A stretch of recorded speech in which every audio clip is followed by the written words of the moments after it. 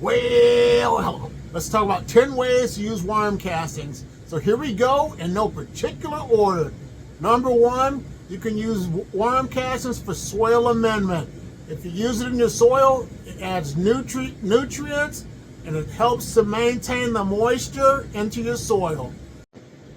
Number two, you can use it as a top dress for your plants. All you have to do is apply it to the base of your plants, and then that will cause it to be a slow release nitrogen boost.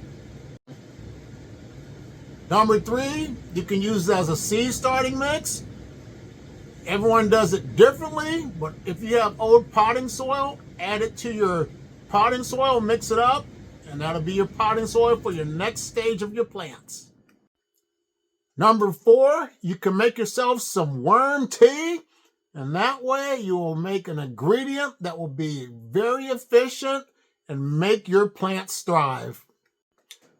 Number five, you can use it as a lawn boost. All you have to do is when you plant grass seed in the springtime, you can add those castings with your grass seeds, apply it into your sprayer, apply the grass seeds onto your lawn, and you're going to have the greenest lawn.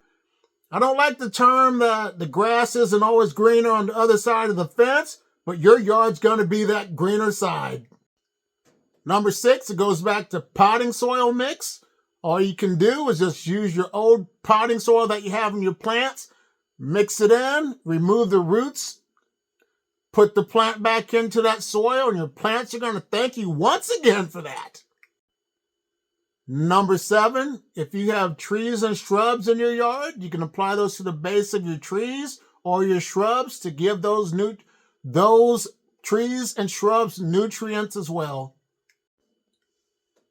Number eight, you can use it as a mulch enhancer. If you're putting mulch down, if you're using this cardboard to prevent weeds or whatever, just sprinkle some of those into your mulch, and that will benefit your soil as well.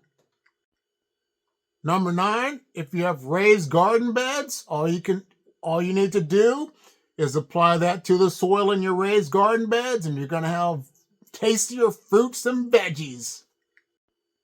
Number 10, you can use it as a transporting addition to your soil.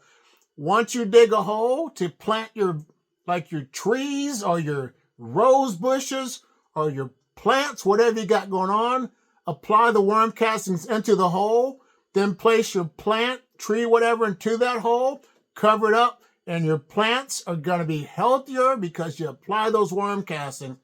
Those are just a few things, 10 things. In the comments, let me know which ones you have tried. And if you want to know more about worm castings, check out my playlist right here.